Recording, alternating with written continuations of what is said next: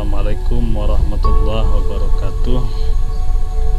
Hari ini nampak begitu cerah. Alhamdulillah, puji syukur kepada Allah Subhanahu wa Ta'ala. Saya sudah berada di tempat area budidaya lebah apis cerana. Seperti yang nampak di belakang ada banner tentang budidaya lebah madu apis cerana, dan ini salah satu nampak daripada hasil budidaya yang pernah ditayangkan di beberapa video sebelumnya, dan ini juga daripada hasil yang telah dikelola yang biasa dipasarkan dalam bentuk kemasan toples seperti ini.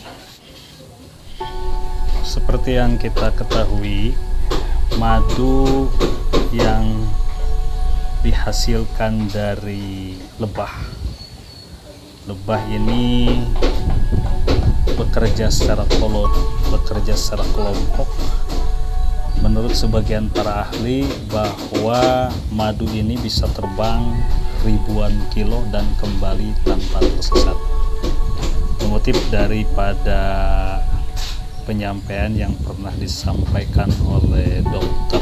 Tauhid Nur Azhar, bahwa madu ini atau lebah madu itu punya keistimewaan yang luar biasa, sebagaimana yang dinasehatkan di dalam Al-Quran oleh para ahli, dan saya juga merujuk kepada nasihat-nasihat para ahli.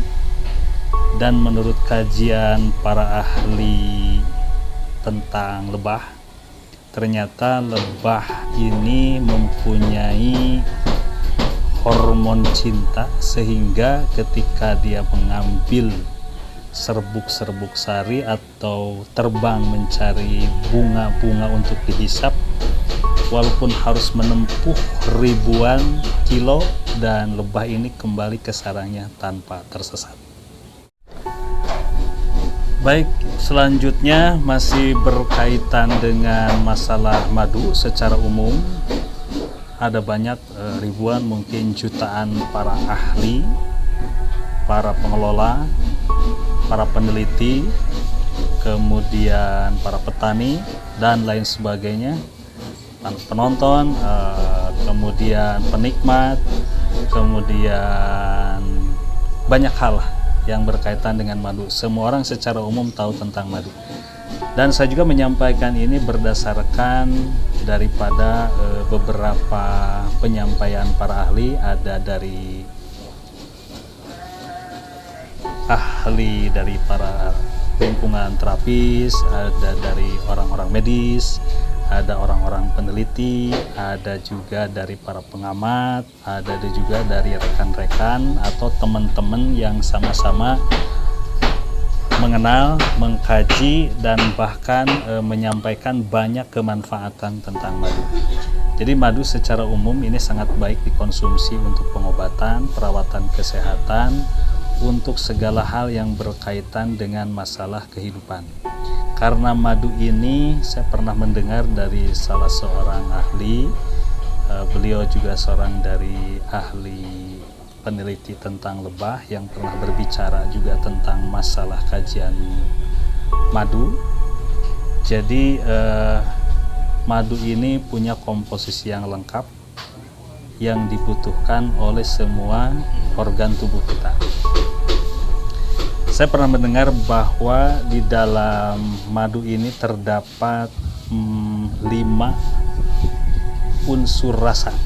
Yang 5 unsur rasa ini sangat dibutuhkan oleh 5 fungsi organ. Maaf, ini saya membawa istilah kedokteran atau istilah medis, tapi saya juga mendapatkan hal ini dari orang-orang yang memang berkecimpung di bidangnya. Jadi kalau istilah yang saya sampaikan ini tidak tepat atau tidak sejalan, mohon diluruskan. Jadi di sini dalam madu sarang atau madu yang dipanen secara fresh original, ataupun juga madu apa saja yang sudah dikemas dalam bentuk kemasan, bahwa ada rasa manis, ada rasa pahit, ada rasa asam, ada rasa tawar, ada rasa juga pedas dan lain sebagainya. Jadi ketika orang mengkonsumsi madu, kebutuhan 5 rasa untuk 5 fungsi organ ini sudah terpenuhi. Dan ketika orang mempunyai keluhan tentang sakit, punya keluhan tentang seputar kesehatan dan sebagainya, maka sumber pengobatan yang utama secara fisik atau secara lahiriah, kemudian induk dari segala herbal yang paling tepat dan general untuk pengobatan adalah ada di madu, karena madu sudah lengkap kebutuhan gizinya, kemudian nutrisi dan lain sebagainya berkaitan dengan kesehatan dan pengobatan sudah lengkap ada di madu.